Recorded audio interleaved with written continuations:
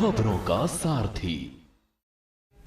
नमस्कार, आप सभी का स्वागत है देश की बात में। मैं हूं श्रेयांश अवस्थी और आप देख रहे हैं के न्यूज। शुरू करते हैं खबरों का सिलसिला। इससे पहले देख लेते हैं कुछ अहम सुर्खियां। मॉनसून सत्र पर सर्वदलीय बैठक, रिजिजू बोले संसद चलाना सबकी जिम्मेदारी। कांग्रेस ने कहा मोदी पहलगाम जैसे मुद्दों पर जवाब दे। बिहार विधानसभा चुनाव में वोटरों को नहीं लगानी पड़ेगी लंबी लाइन। 12,817 नए मतदान केंद्रों स्थापित होंगे। मतदान केंद्रों का पुनर्गठन पूरा बिहार 2000 चुनाव से पहले होगी तैयारी। 69,000 शिक्षक भर्ती मामले में सुनवाई कल। आरक्षण नियमों से हुई विसंगति को लेकर होगी सुनवाई। सुप्रीम कोर्ट में कल होगा मामले का अहम फैसला। मेरठ में सीएम योगी ने कांवड़ियों पर बरसाए फूल। हेलीकॉप्टर से लिया व्यवस्थाओं का जायजा। सीएम योगी बोले कानून हाथ में ना ले। अहमदाबाद में एक ही परिवार के 5 लोगों ने किया सुसाइड। रात के खाने में खाया जहर। पति, पत्नी और 3 बच्चों की मौत। अजमेर में भारी बारिश, घरों में भरा पानी, लोग बहे। यूपी के काशी में 30,000 घर डेंजर जोन में। 6 जिलों में स्कूल बंद। 4 दिनों में कई लोगों की मौत। आप देख रहे हैं के न्यूज, खबरों का सारथी। और अब खबरें विस्तार से। गाजियाबाद से हम आपको खबर बताते हैं। सीएम ने दुधेश्वर नाथ मंदिर में रुद्राभिषेक किया। वेद पाठशाला के छात्रों ने सनातनी परंपरा के साथ स्वागत किया। सीएम योगी ने कांवड़ मेला तैयारियों का लिया जायजा। कांवड़ मेले का मुख्यमंत्री ने शुभारंभ किया। उमड़ा जनसमूह। सीएम ने कॉरिडोर निर्माण कार्य की प्रगति की भी जानकारी ली। दुधेश्वर नाथ मंदिर आस्था का केंद्र ही नहीं, योगी ने कहा, बल्कि सनातन संस्कृति का जीवंत प्रतीक भी है। सीएम योगी आधे घंटे तक मंदिर परिसर में रहे। पर्यटन विकास व कॉरिडोर निर्माण की भी जानकारी ली। कॉरिडोर निर्माण कार्य की प्रगति की ली जानकारी। दुधेश्वर नाथ मंदिर आस्था का केंद्र ही नहीं, योगी ने कहा, बल्कि सनातन संस्कृति की जीवंत प्रतीक भी है। सीएम योगी आधे घंटे तक मंदिर परिसर में रहे। दुधेश्वर नाथ मंदिर आस्था का केंद्र ही नहीं,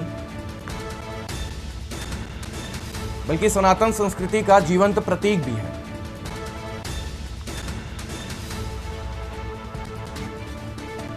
सीएम योगी आधे घंटे तक मंदिर परिसर में रहे। पर्यटन विकास व कॉरिडोर निर्माण की जानकारी भी ली। सीएम ने दुधेश्वर नाथ मंदिर में रुद्राभिषेक किया। देव पाठशाला के छात्रों ने सनातनी परंपरा से भव्य स्वागत किया।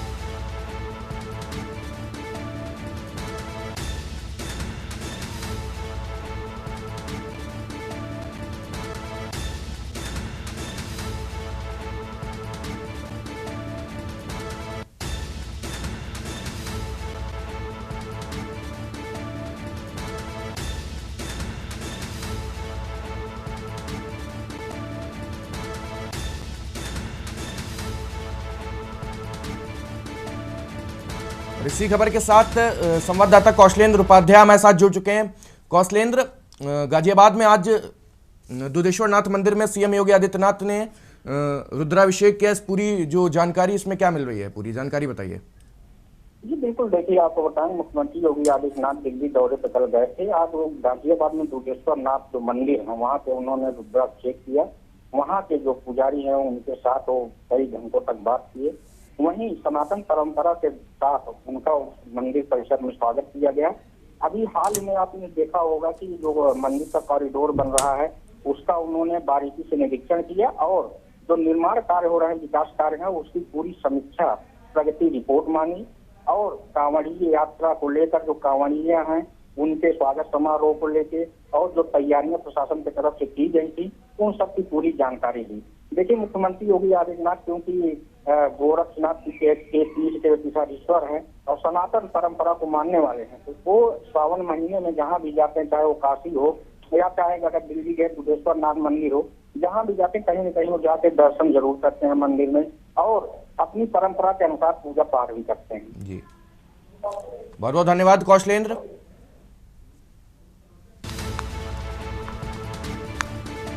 सीएम योगी आदित्यनाथ आधे घंटे तक मंदिर परिसर में ही रहे।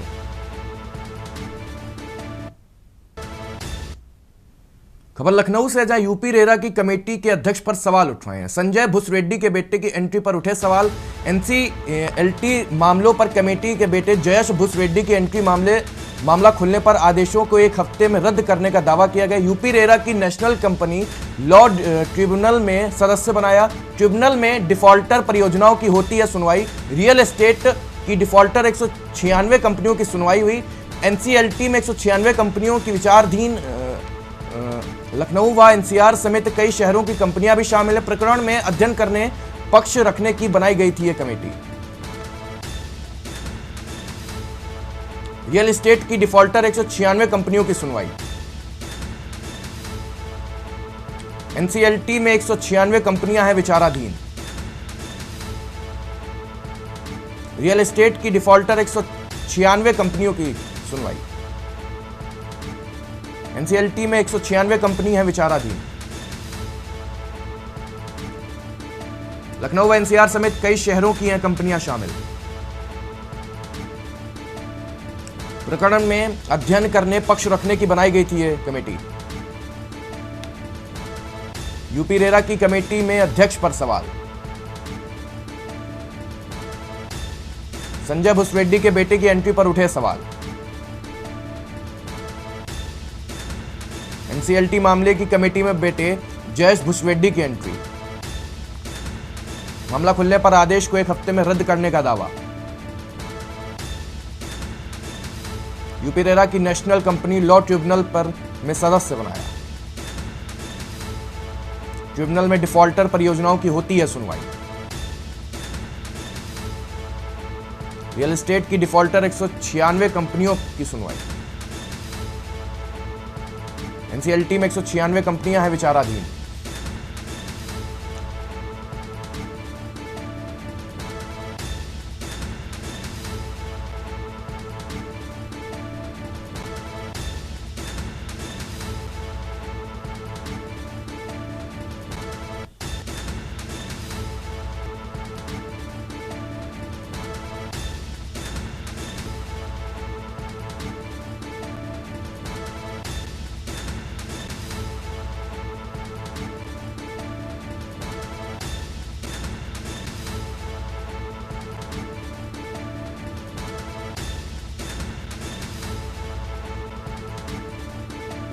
और इसी खबर के साथ कौशलेंद्र हमारे साथ जुड़ चुके हैं। कौशलेंद्र, ये जो यूपी रेरा की कमेटी के अध्यक्ष को पर सवाल उठ रहे हैं, इस पर पूरी अपडेट बताइए। देखिए, जो कमेटी के अध्यक्ष हैं रेरा के और संजय भूसरेड्डी, उन्होंने अपने बेटे को एनसीएलटी ट्रिब्यूनल में जो है सदस्य बनवा दिया। इसको लेकर सवाल खड़े होने लगे कि क्योंकि उनके जो है अध्यक्ष रहते हुए अपने बेटे को ही एनसीएलटी जो यूपी रेरा द्वारा कमेटी गठित की गई है, 196 जो डिफॉल्टर कंपनियां जो बिल्डर हैं उनकी जो है उनका प्रशिक्षण के साथ में उनका जो परीक्षण के साथ जो है उनकी सुनवाई भी चल रही है और उसी में इनको मेंबर बना दिया गया है। अब जब मामला खुल के सामने आ गया कि यहाँ पे जो है अपने बेटे को ही जगह दे दी गई है, तो उसके बाद दावा किया गया कि एक हफ्ते में आदेश वापस ले लिया जाएगा। लेकिन सबसे बड़ा सवाल ये है, जो ईमानदारी की जो है जो तमगा संजय भूसरेड्डी जो आईएएस रहते हुए प्रमुख सचिव कई विभागों के रहे, उन्होंने कई विभागों का जो है विभागाध्यक्ष का काम भी किया है। उसके बाद भी अपने बेटे को ऐसी जगह पे जहां खुद वो अध्यक्ष हो और वहीं तो कमेटी बनाकर उसको सदस्य बना जाए, तो उस पर सवाल जरूर खड़े होंगे। अब मामला ये है कि लखनऊ से लेकर एनसीआर तक जो डिफॉल्टर कंपनियां हैं उनका जो है परीक्षण करके उनकी सुनवाई होगी, उनका पक्ष लिया जाएगा, फिर जज कोर्ट में वही पक्ष रखा जाएगा। तो इसको लेके कहीं न कहीं विवाद स्थिति उत्पन्न हो गई है। अब जब ये मामला सबके सामने आ चुका है, पूरा मामला खुल गया, उसके बाद ये दावा किया जा रहा है कि 1 हफ्ते में ही इस कमेटी को भंग कर दिया जाएगा और उनको उस पद से हटा दिया जाएगा। चलिए, बहुत बहुत धन्यवाद कौशलेन।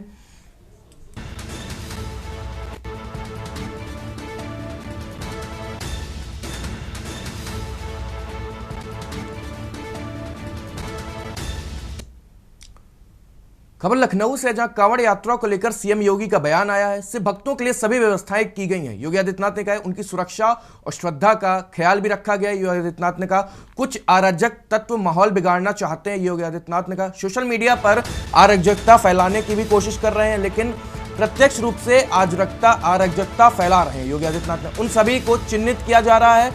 कई सामाजिक संगठन अच्छा काम भी कर रहे हैं। कांवड़ियों का स्वागत और पुष्प वर्षा कर रहे हैं योगी आदित्यनाथ। कांवड़ियों के लिए उनके मन में सेवा भाव है।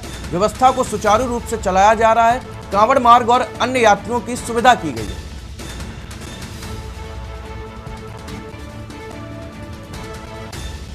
प्रत्यक्ष रूप से अराजकता फैला रहे हैं। उन सभी को चिन्हित किया जा रहा है। कई सामाजिक संगठन अच्छा काम कर रहे हैं। कांवड़ियों का स्वागत और पुष्प वर्षा कर रहे हैं योगी आदित्यनाथ। कांवड़ियों के लिए उनके मन में सेवा भाव है। और विभिन्न सामाजिक संगठनों ने भी, धार्मिक संगठनों ने भी इसके लिए पुख्ता व्यवस्था की है। किसी श्रद्धालु को कष्ट न हो, सुरक्षा से जुड़ा हुआ कोई मुद्दा न बने, यातायात की किसी समस्या का सामना न श्रद्धालु जनों को और न यात्रियों को ही करना पड़े, इसके लिए जहां पुख्ता व्यवस्था की गई है, वहीं सामाजिक और धार्मिक संगठनों के द्वारा जगह जगह पंडाल लगा करके उनके स्वागत और अभिनंदन के लिए भी पुख्ता व्यवस्था की। और इसी खबर के साथ संवाददाता लखनऊ में से कौशलेंद्र उपाध्याय जुड़ चुके हैं। कौशलेंद्र जी, अराजक तत्व के ऊपर जो योगी आदित्यनाथ ने कहा, इसके ऊपर पूरी जानकारी बताइए। बिल्कुल, देखिए आपको बताएं, कभी कुछ दिन पहले ही कुछ ऐसे जो है खबरें आई थी कि जहां पे कुछ कांवड़ियों ने बवाल किया था। उसको लेकर मुख्यमंत्री योगी आदित्यनाथ ने आज मीडिया से बात करते हुए मेरठ में कहा कि कुछ ऐसे असामाजिक तत्व हैं जो कांवड़ियों को भेष में आके वो माहौल को खराब करना चाह रहे हैं। सोशल मीडिया को लेकर बयान उन्होंने वाराणसी में भी दिया था कि सोशल मीडिया पे भी कुछ लोग ऐसे हैं जो माहौल को खराब करना चाहते हैं। उसी तरह कांवड़ यात्रा को भी लेके कई ऐसे अराजक तत्व हैं जो सोशल मीडिया पे एक कांवड़ यात्रा के खिलाफ जो है एक मुहिम चलाए हुए हैं। उसको लेकर उन्होंने कहा कि ऐसे लोगों को सख्त जरूरत है निपटने की। और वहीं जो कांवड़ यात्रा को लेकर जो तैयारी है, चाहे वो सामाजिक संगठन हो, चाहे प्रशासन की तरफ से हो, चाहे वो यात्रा की तरफ से हो, सड़कों की बात की जाए और आम यात्री की जो यात्रा सुगम व्यवस्था की गई है, उसको लेकर उन्होंने बात की है। चलिए, बहुत बहुत धन्यवाद कौशलेंद्र।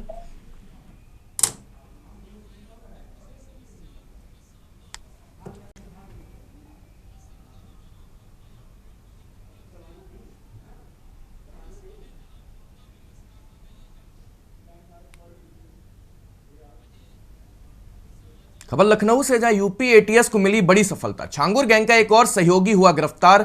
राजेश कुमार उपाध्याय को किया गया गिरफ्तार। थाना चिन्हट क्षेत्र लखनऊ से किया गया गिरफ्तार। आरोपी को न्यायालय में पेश कर भेजा जाएगा जेल। राजेश कुमार उपाध्याय पर लगा आरोप।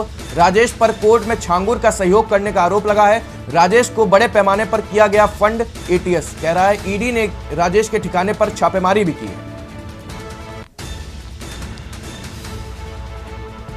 आरोपी को न्यायालय में पेश कर भेजा गया जेल।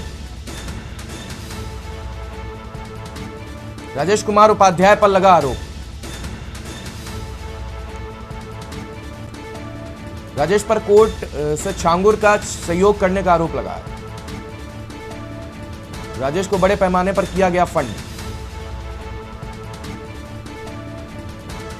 राजेश कुमार उपाध्याय पर लगा आरोप।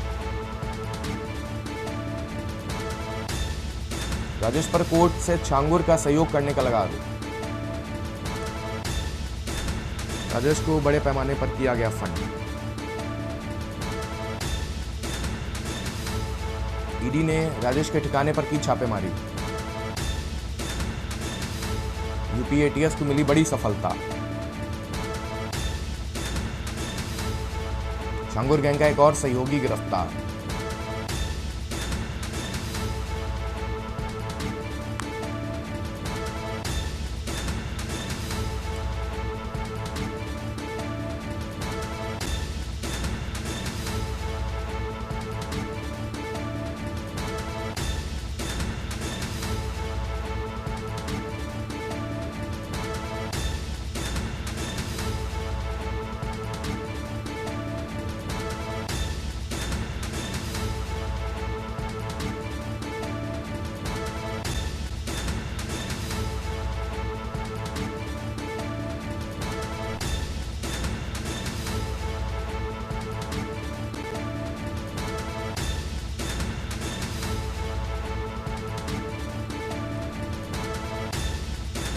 राजेश को बड़े पैमाने पर किया गया फंड। एटीएस ईडी ने की थी राजेश के ठिकाने पर छापेमारी। यूपी एटीएस को मिली बड़ी सफलता। गैंग का एक और सहयोगी गिरफ्तार। राजेश कुमार उपाध्याय को किया गया गिरफ्तार। और इसी खबर के साथ विशेष संवाददाता शिवा शर्मा हमारे साथ जुड़ चुके हैं। शिवा, आज राजेश कुमार उपाध्याय को गिरफ्तार किया गया है और इस पे पूरा अपडेट बताइए।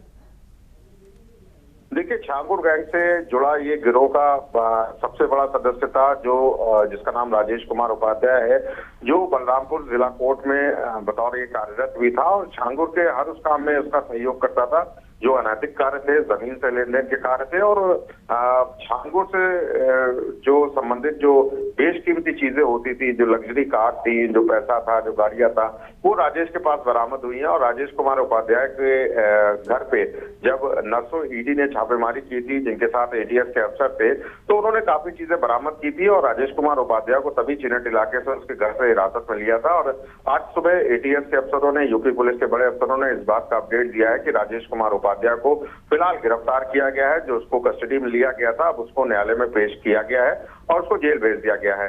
तो राजेश कुमार उपाध्याय का कितना छांगुर से लेन देन था, क्या कुछ उसके सामने चीजें बरामद हुई है, ये पुलिस इन्वेस्टिगेशन में अपनी जाहिर करेगी और जरूर राजेश के नेटवर्क का जो कनेक्शन था छांगुर से, उसको और ब्रीफ करने की तैयारी करेगी और जरूर उसको अपनी चार्जशीट में दाखिल किया जाएगा। बहुत बहुत धन्यवाद शिवा। आरोपी को न्यायालय में पेश कर भेजा गया जेल। राजेश कुमार उपाध्याय पर लगा है आरोप।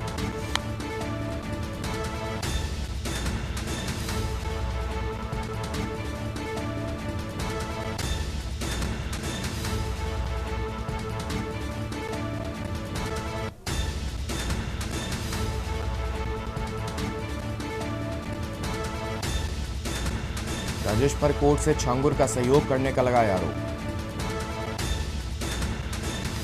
राजेश को बड़े पैमाने पर किया गया था फंड। खबर लखनऊ से, जहां नशे में धुत युवक ने सड़क पर मचाया उत्पात। कल देर रात अर्जुनगंज के रेस्टोरेंट में हादसा होते बच तेज रफ्तार कार रेस्टोरेंट में जा घुसी। रेस्टोरेंट में बैठे लोगों को आई चोट। रोड का खड़ी हुई गाड़ी क्षतिग्रस्त हो गई। सुशांत गोल्ड सिटी थाना क्षेत्र का यह पूरा मामला। तेज रफ्तार कार रेस्टोरेंट में जा घुसी। रेस्टोरेंट में बैठे लोगों को आई चोट। तेज रफ्तार कार रेस्टोरेंट में जा घुसी। रेस्टोरेंट में बैठे लोगों को आई चोट। रोड का खड़ी की गई गाड़ी क्षतिग्रस्त। सुशांत गोल्ड सिटी थाना क्षेत्र का यह पूरा मामला। नशे में धुत युवक ने सड़क पर मचाया उत्पात। देर रात अर्जुनगंज के रेस्टोरेंट में हादसा होता बचा। तेज रफ्तार कार रेस्टोरेंट में जा घुसी।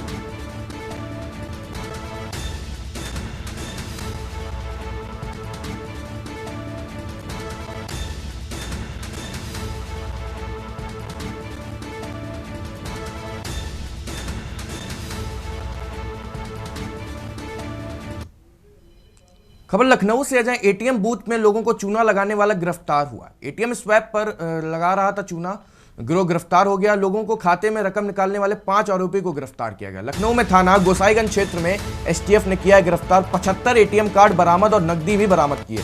ज्ञानेंद्र, उमेश, रोशन सिंह, शिव प्रकाश और विपेंद्र सिंह गिरफ्तार हुए।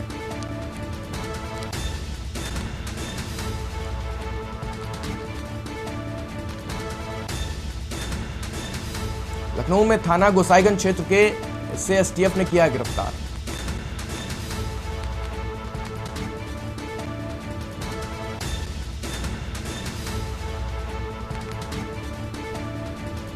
लखनऊ में थाना गोसाईगंज क्षेत्र में एसटीएफ ने किया गिरफ्तार। 75 एटीएम कार्ड बरामद और नकदी भी बरामद की है।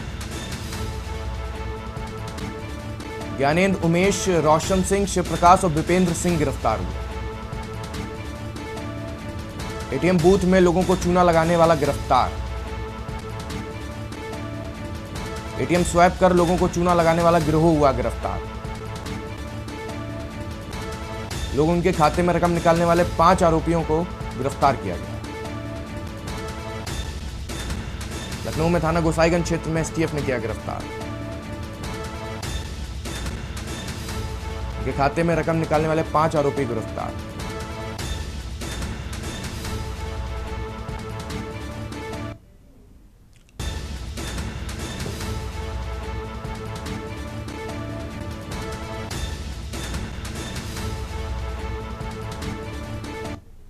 अमरोहा में संदिग्ध हालत में सिक्योरिटी गार्ड को लगी गोली। कॉलोनी का राउंड लेने के दौरान हुई घटना। घायलों को अस्पताल में कराया भर्ती, जिला अस्पताल रेफर कर दिया। पुलिस मामले की गंभीरता से कर रही है जांच पड़ताल। गजरौला कोतवाली के चौपला चौकी का यह मामला।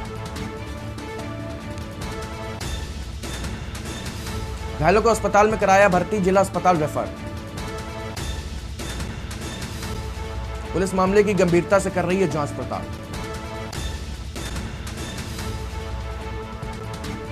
कॉलोनी का राउंड लेने के दौरान हुई यह घटना। घायलों को अस्पताल में कराया गया भर्ती, जिला अस्पताल भी रेफर कर दिया गया। पुलिस मामले की गंभीरता से कर रही है जांच पड़ताल।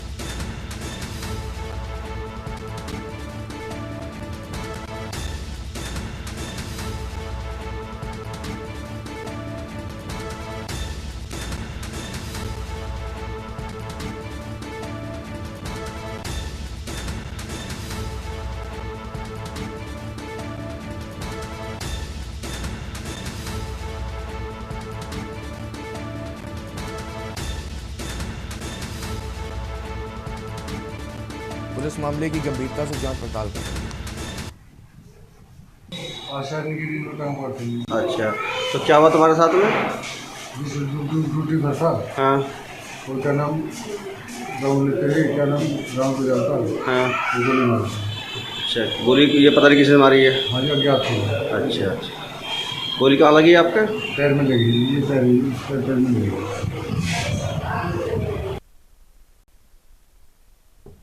खबर हापुड़ से है, जहां पैसे के विवाद में 2 पक्षों के बीच मारपीट हुई। एक दूसरों पर लाठी डंडों से बोला हमला। 2 लोग घायल हुए। घटना सीसीटीवी में कैद हो गई। मामले में 4 आरोपियों को पुलिस ने पकड़ा। थाना हापुड़ देहात के असौड़ा का यह मामला। एक दूसरे पर लाठी डंडों से बोला हमला। 2 लोग घायल। घटना सीसीटीवी में कैद हुई।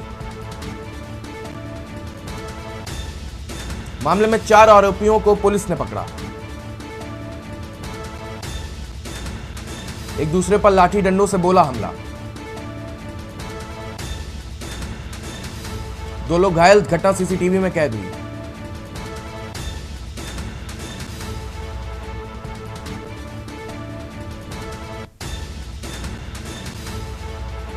थाना हापुड़ देहात के असौड़ा का मामला।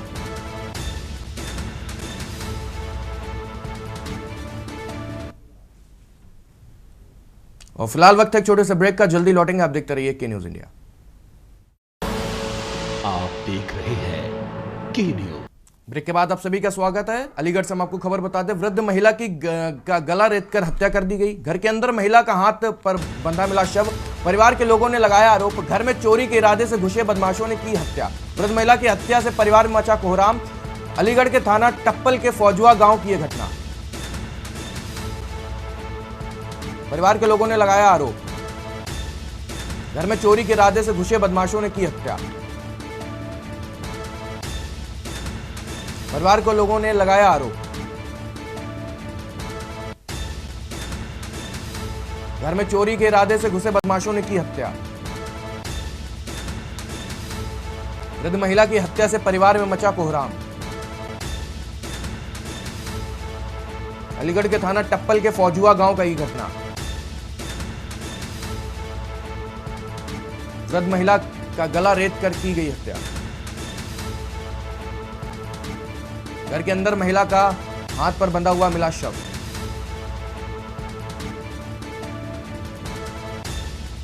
परिवार के लोगों ने लगाया आरोप।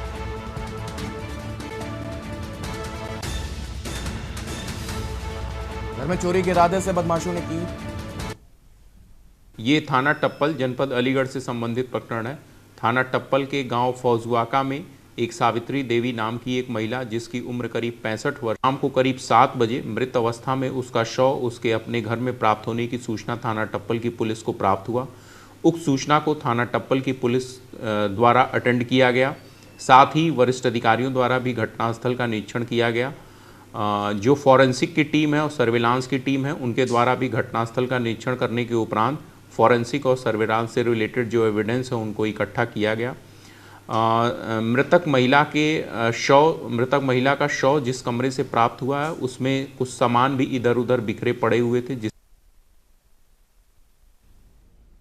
खबर औरैया से, जहां यमुना किनारे मिला युवती का शव। इलाके में सनसनी फैल गई। प्रेमी संग रह रही थी युवती, परिवार की मर्जी से खिलाफ रह रही थी। पुलिस ने शव को पोस्टमार्टम के लिए भेजा। जांच शुरू। चाचा की तहरीर पर कई बिंदुओं पर जांच में जुटी है पुलिस। पोस्टमार्टम रिपोर्ट के बाद मौत के कारणों का होगा खुलासा। घटनास्थल पर पहुंचे क्षेत्र अधिकारी अजीत मल लिया जायजा। प्रेम प्रसंग और पारिवारिक विवाद को लेकर आशंका गहराई। आयना थाना क्षेत्र के सामने आया मौत का मामला।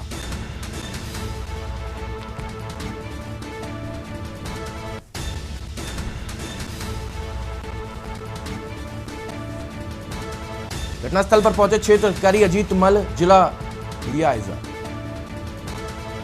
प्रेम प्रसंग और पारिवारिक विवाद को लेकर आशंका गहराई।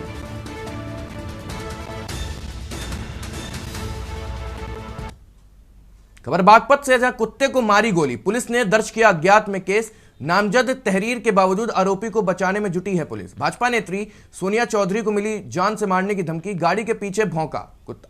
प्रिंसिपल ने बरसाई गोलियां। महिलाओं संग प्रदर्शन। एसपी को सौंपा गया ज्ञापन। सोशल मीडिया पर न्याय की गुहार। सड़क से कोर्ट तक दी गई चेतावनी। बागपत में जानवर की हत्या बना इंसाफ की लड़ाई का मुद्दा।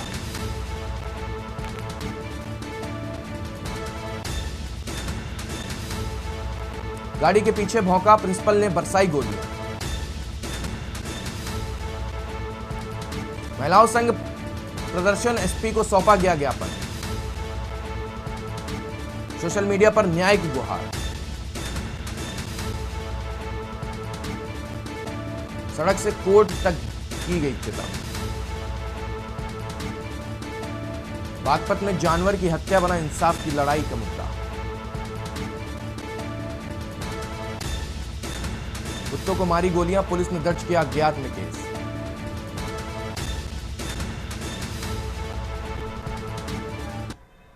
एक प्रोटेस्ट कर रहे हैं। हमारी कानून से कोई सुनवाई नहीं हो रही है। मैं 3 दिन से सोशल मीडिया, ईमेल्स, ट्विटर और बाकायदा एसपी साहब के यहाँ जाकर, थाने में जाकर अपनी तहरीर देकर आई हूँ। एक निर्दोष कुत्ते को, एक जानवर को मार दिया गया, उसको गोली से भून दिया गया। किसी में इंसानियत नहीं रही है। गेटवे स्कूल के प्रिंसिपल अमित चौहान जी ने सभी के सामने गोली से एक निर्दोष कुत्ते को मार दिया, सिर्फ इसलिए क्योंकि वो उनकी गाड़ी के पीछे दौड़ता था। मेरी अब तक कोई तहरीर नहीं लिखी गई है। मैं उसी के लिए प्रोटेस्ट कर रही हूँ। जब हमारे पास सारे सीसीटीवी फुटेज थे, जब हमारे पास, मैंने बताया बॉडी यहाँ दबाई गई है, उसका पोस्टमार्टम करो, उसको गोली लगी गई है, वो सबूत मिटाए गए, पुलिस के द्वारा मिटवाए गए, गलत इस्तेमाल गया। ऊपर से मुझे दबाव दिया जा रहा है, कि केस वापस लो। मुझे कहा जा रहा है कि तेरे 2 बच्चे भी हैं, गोली उनको भी लग सकती थी। आज जानकारी आई थी आपने ऑनलाइन मैंने एप्लीकेशंस भेजी हैं, डीएम साहब को दी हैं, एसपी साहब को भेजी हैं, पीएम पोर्टल पे, सीएम पोर्टल पे, सब पे डाली हैं। खबर हापुड़ से कुत्ते के झुंड ने मोर पर किया हमला। हमले में घायल हुआ राष्ट्र पक्षी मोर। घायल मोर एक व्यक्ति के घर में घुसा। थाना बाबूगढ़ में गढ़ी का ये मामला। हमले में घायल हुआ राष्ट्र पक्षी मोर। घायल मोर एक व्यक्ति के घर में घुसा। थाना बाबूगढ़ के गढ़ी का ये मामला। कुत्तों के झुंड ने मोर पर किया हमला। हमले में घायल हुआ राष्ट्र पक्षी मोर।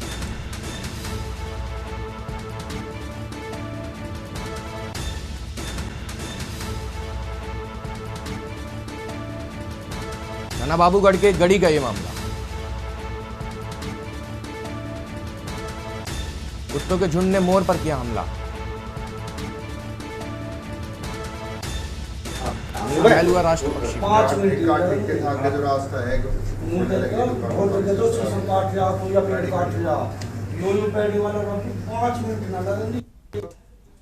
खबर आगरा से, जहां पिनाहट में चंबल नदी का जलस्तर बढ़ गया है। 122.40 मीटर तक पहुंचा पानी का स्तर। एसडीएम बाहा हेमंत कुमार ने लिया स्थलीय निरीक्षण। बाढ़ चौकियों को किया गया अलर्ट मोड पर। स्टीमर संचालन पर लगाया गया अस्थायी रोक। कांवड़ियों को हो रही बाहरी परेशानी। कांवड़ियों ने एसडीएम से स्टीमर संचालन की मांग की है। जलस्तर अधिक होने के कारण मना किया गया संचालन। 150 किलोमीटर घूमकर धौलपुर के रास्ते निकालेंगे कांवड़िए।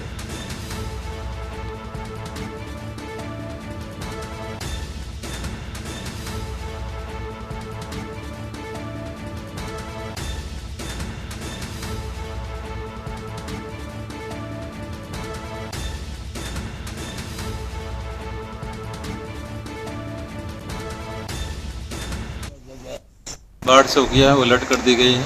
हमारे लेखपाल कानून को स्वास्थ्य विभाग, पशुपालन विभाग और ग्राम्य विकास विभाग को अलर्ट रहने के लिए बोला गया है।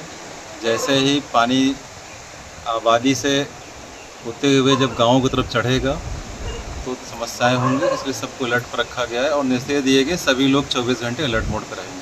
अभी पिनाहट घाट पर स्टीमर का संचालन क्या चल रहा है? संचालन अभी रोक दिया गया फिलहाल, क्योंकि नदी का बहाव बहुत ज़्यादा तेज है। अभी स्टीमर संचालन की परमिशन नहीं दी जा सकती।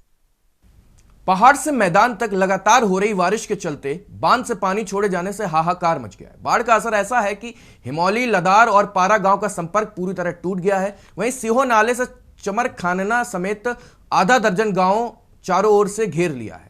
मदोहा से बांदा जाने का मुख्य मार्ग पूरी तरह से पानी में डूब गया है। देखिए हमारे हमीरपुर संवाददाता सिद्धार्थ द्विवेदी की खास रिपोर्ट।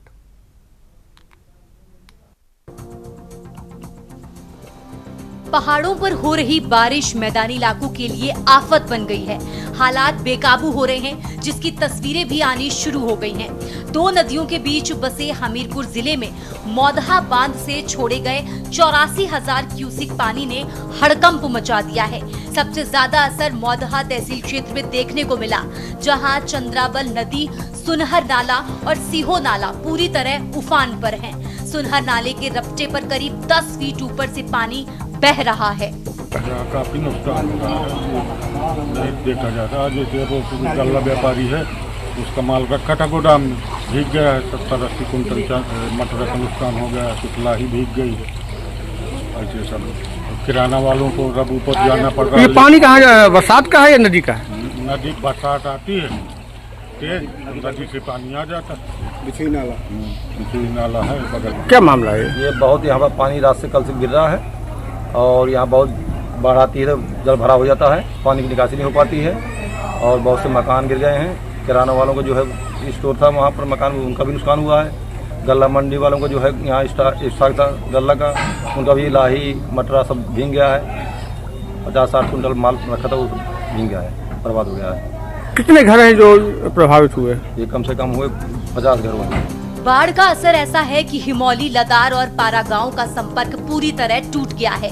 वहीं सीहो नाले ने चमर खानना समेत आधा दर्जन गांवों को चारों ओर से घेर लिया है।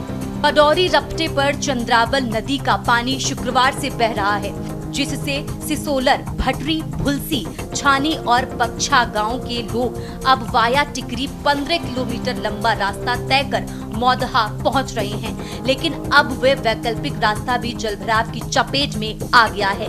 इससे ग्रामीणों की रोजमर्रा की जरूरतें भी प्रभावित हो रही। बाढ़ का सबसे बड़ा असर मौदहा से बांदा जाने वाले मुख्य मार्ग पर पड़ा है, जो अब पूरी तरह बंद हो गया है। गुसियारी, टिकरी, इचौली और फतेहपुरवा जैसे करीब 2 दर्जन गाँव का मौदहा तहसील से सीधा संपर्क टूट गया है। रास्ते बंद होने से न सिर्फ स्कूल कॉलेज जाने वाले छात्र प्रभावित हैं, बल्कि मरीजों की आवाजाही और जरूरी सेवाएं भी थम गई हैं। प्रशासन ने नदी और नालों के किनारे रहने वाले लोगों को सतर्क रहने की सलाह दी है। मुनादी कराकर लोगों से कहा गया कि वे जलभराव वाली सड़कों पर जाने से बचें और जान जोखिम में डालकर बहते पानी को पार न करें। बावजूद इसके कुछ ग्रामीण अभी भी जान जोखिम में डालकर बहाव वाली सड़कों से निकलने की कोशिश कर रहे हैं। मौदहा बांध के अधिशासी अभियंता के मुताबिक लगातार हो रही बारिश के चलते बांध का जल स्तर खतरे के निशान से ऊपर चला गया था। ऐसे में बांध की सुरक्षा को देखते पानी छोड़ना जरूरी हो गया था, जिसके चलते आगे के गांव में बाढ़ जैसे हालात बन गए हैं। स्पेशल डेस्क के न्यूज इंडिया।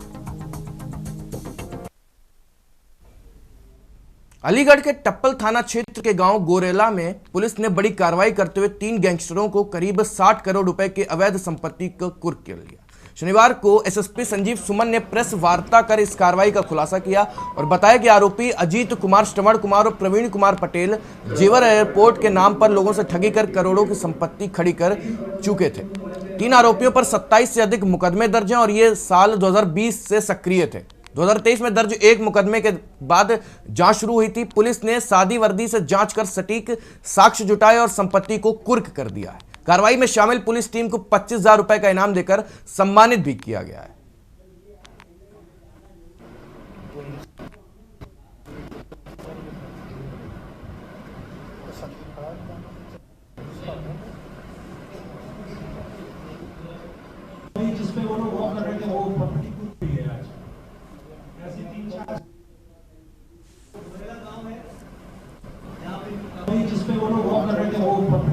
टप्पल पुलिस के द्वारा, हमारी देहात पुलिस के द्वारा लगभग 40,000 स्क्वायर मीटर से ज़्यादा ज़मीन कुर्क की गई है।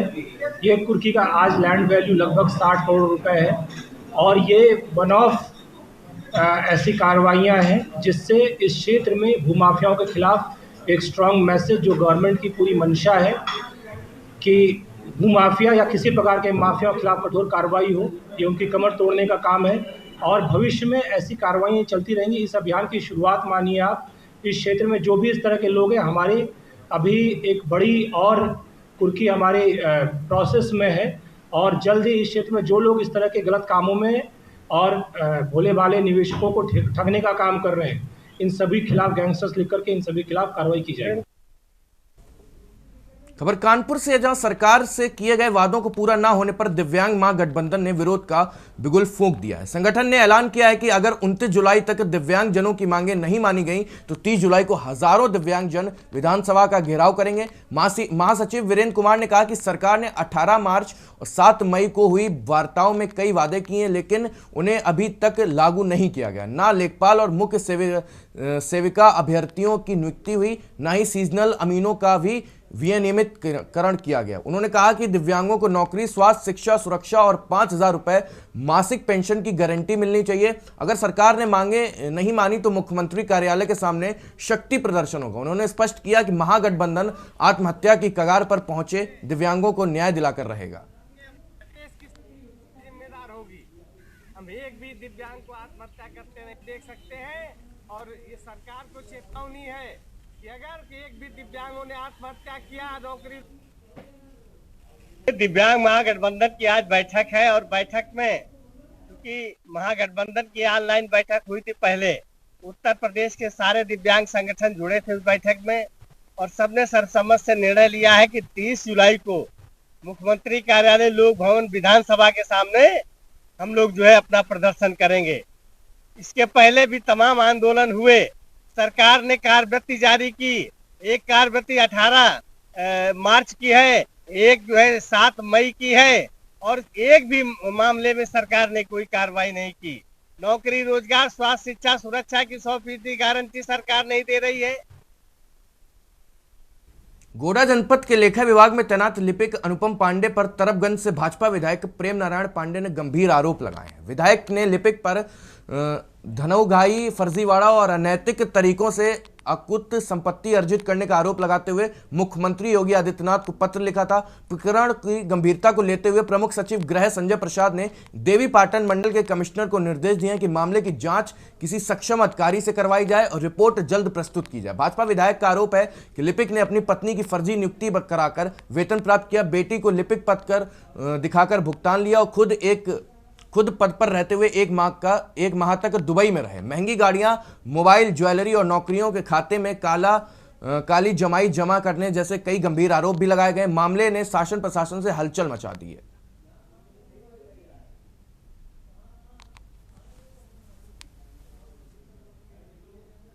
बलरामपुर जिले में दिखा बिजली का कहर। खेत में काम कर रहे लोगों को मोबाइल चलाना पड़ा महंगा।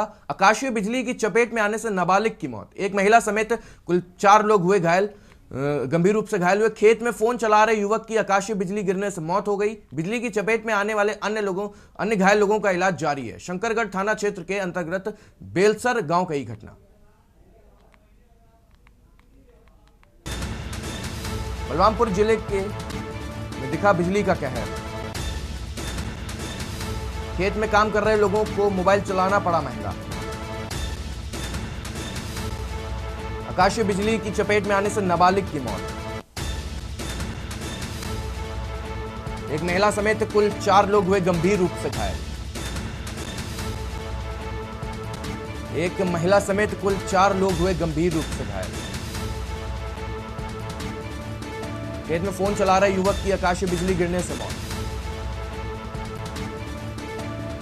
बिजली की चपेट में आने वाले अन्य घायलों का इलाज जारी है। शंकरगढ़ थाना क्षेत्र अंतर्गत वेलसर गांव का ये मामला। बलरामपुर जिले में दिखा बिजली का कहर। खेत में काम कर रहे लोगों को मोबाइल चलाना पड़ा महंगा। आकाशीय बिजली की चपेट में आने से नाबालिग की मौत। खबर बीजापुर से, जहां नक्सलियों की कारनामा करतूत आई सामने। प्रेशर आईईडी की चपेट में आया ग्रामीण घायल हुआ। सुरक्षा बल को नुकसान पहुंचाने के लिए लगाया गया आईईडी की प्रेशर। आईईडी की चपेट में आने से ग्रामीण हुआ घायल ग्रामीण का जिला अस्पताल बीजापुर में इलाज जारी।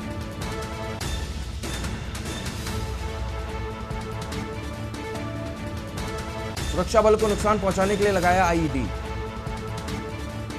प्रेशर आईईडी की चपेट में आने से ग्रामीण घायल।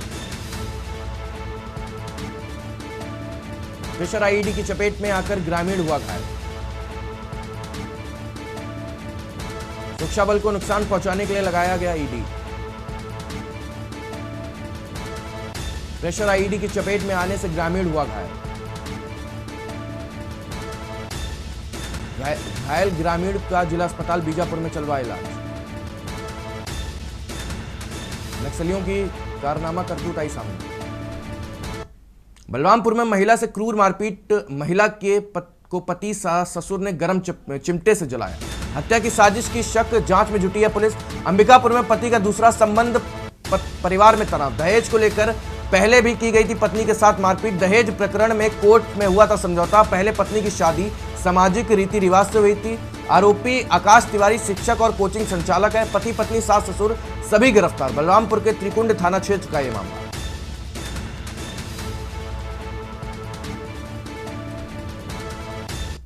खबर कांकेर जिले के कोयली बेड़ा ब्लॉक के कन्हार गांव की प्राथमिक स्कूल की स्थिति बेहद खराब हो चुकी है। स्कूल की छत इतनी जर्जर है कि बच्चे कक्षा में बैठने को डरते हैं। मजबूरी में स्कूलों के रसोई घर में पढ़ाई करते हैं। इस स्थिति में शिक्षा के मंदिर कहे जाने वाले स्कूलों की व्यवस्थाओं पर सवाल खड़े कर दिए गए हैं। सरकार की विकास योजना यहां तक नहीं पहुंच पाती है। यह एक बड़ी चिंता का विषय बन चुका है। जिम्मेदार अधिकारियों और जनप्रतिनिधियों पर भी बच्चों के भविष्य की अनदेखी का सवाल उठता है। संवाददाता ने ग्राउंड रिपोर्ट में बच्चों से बातचीत कर इस समस्या को उजागर किया है।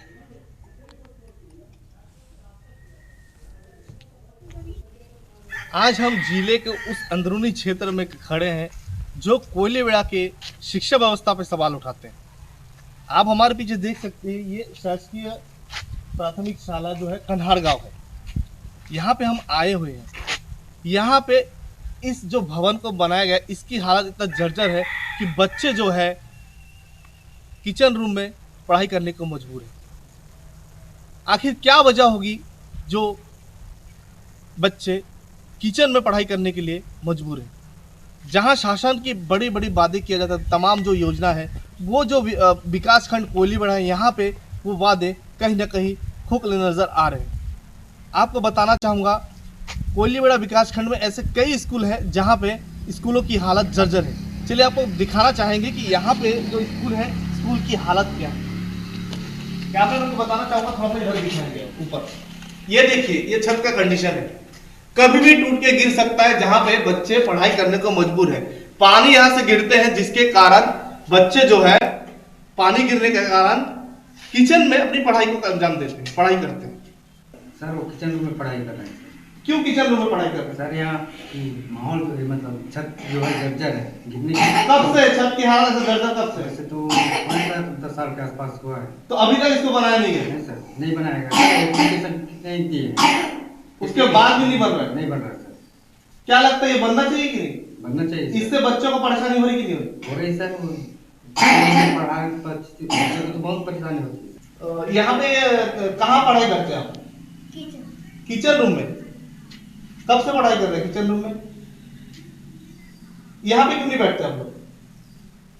ये जो स्कूल यहाँ पे छत टूटा हुआ, यहाँ पे क्यों नहीं बैठ रहे आप लोग? डर लगता है छत टूट जाएगी। देखिए, बच्चे का भी कहना है कि डर लगता है छत टूट जाएगी। यहाँ पे गुड़िया भी है, उनसे भी जानते वो क्या करें। गुड़िया, आपका क्या नाम है?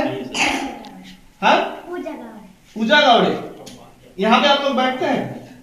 नहीं बैठते। क्यों नहीं बैठते? क्यों डर लगता है? छत टूट जाएगा। यहाँ पे छत टूटने के डर से जो है पढ़ाई नहीं कर पा रहे। आखिर कोयलीबेड़ा ब्लॉक में ऐसी क्या शिक्षा व्यवस्था है जो बच्चों के भविष्य के साथ खिलवाड़ किया जा रहा है? लगातार जो है स्कूल व्यवस्था में सवाल ये उठ रहे हैं कि बच्चे, अभी बारिश के समय आप ही सोचिए, अगर छत नहीं होगी तो बच्चे कहाँ पढ़ाई करेंगे? कहीं ना कहीं उनके भविष्य के साथ यहाँ पे खिलवाड़ हो रहा है। आने वाला वक्त ही बताएगा कि ये जो भवन है इसमें सुधार होता है या नया निर्माण होता है, क्योंकि खबर प्रकाशन होने के बाद शासन इस वक्त कितना ध्यान देती है। मैं मिंटू सिद्धार्थ, के न्यूज इंडिया, कांकेर। बलरामपुर के दीपक यादव की बहन के साथ छेड़छाड़ के शिकायत पर न्याय न मिलने से निराश होकर आधा सिर मुड़वा लिया। विश्व हिंदू परिषद के पूर्व सह संयोजक दीपक ने 70 लीटर जल कांवर से भरकर अंबिकापुर से कैलाश गुफा तक 60 किलोमीटर की कठिन पैदल यात्रा शुरू की। युवक ने न्याय व्यवस्था और सिस्टम की शिकायत करते हुए भोलेनाथ के शरण में न्याय की उम्मीद जताई। रामनवमी के दौरान हुई घटना में शामिल प्रांतीय पदाधिकारी के खिलाफ उचित कार्रवाई न होने से युवक ने यह अनोखा प्रदर्शन किया है।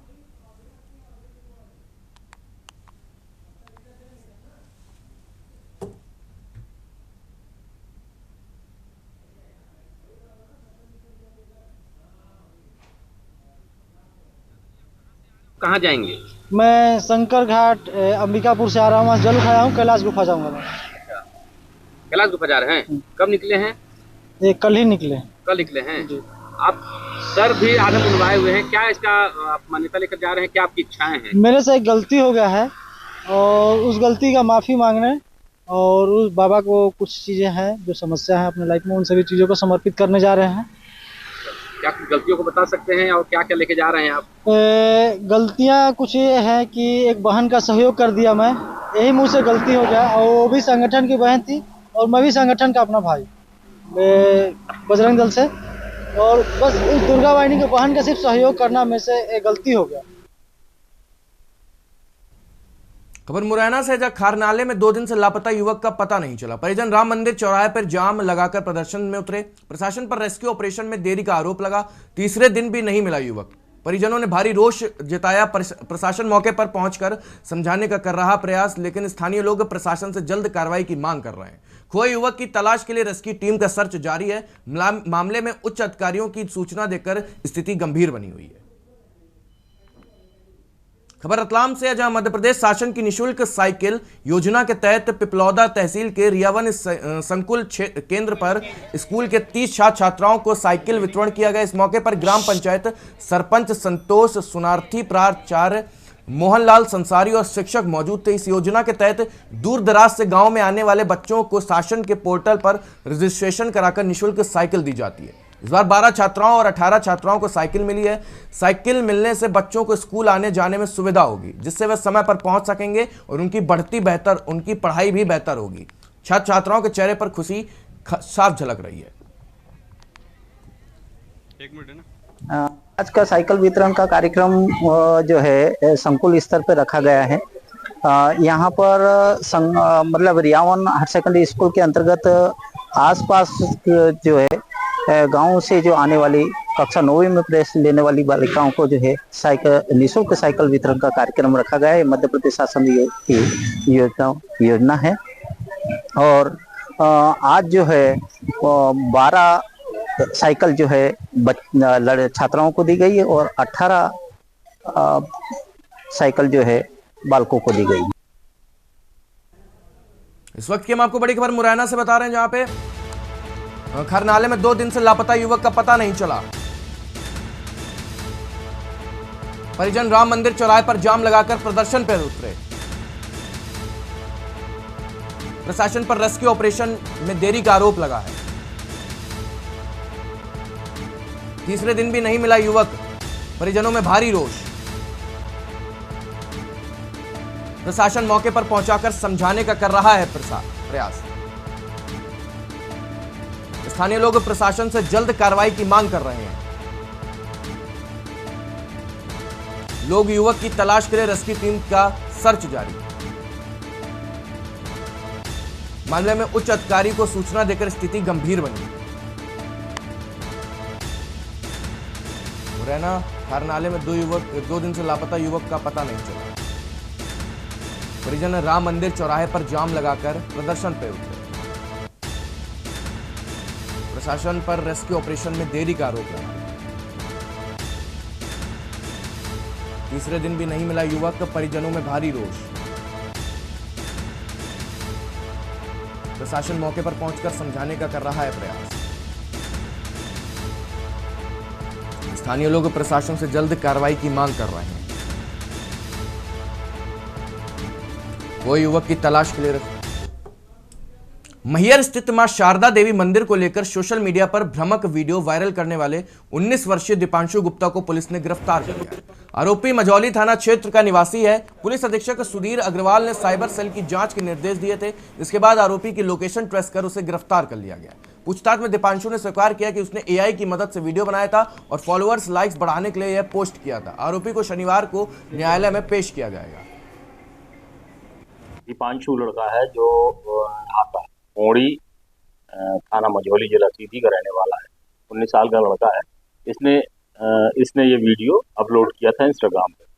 जब हमने उसको पकड़ के मझौली पुलिस की मदद से हमने उस लड़के को पकड़ा और पूछताछ की, तो उसने ये बताया कि हम एआई जो ऐप है उससे मैं एक वीडियो बना रहा था, जिसमें मैंने मैहर देवी ब्लास्ट का वीडियो बनाया और उसको अपलोड किया था इंस्टाग्राम में, जिसको दूसरे खुशीलाल ने ये कहा था कि फेक वीडियो है। पूछताछ के बाद हमें ये आया कि लड़के ने बड़ा लापरवाही पूर्वक और धार्मिक सौहार्द बिगाड़ने के लिए इस तरीके की कार्रवाई की थी, जिससे हमने उसको गिरफ्तार किया है और जुडिशियल रिमांड किया। फिलहाल देश की बात में मेरे साथ इतना ही। आप देखते रहिए के न्यूज इंडिया। आप देख रहे हैं के न्यूज, खबरों का सारथी।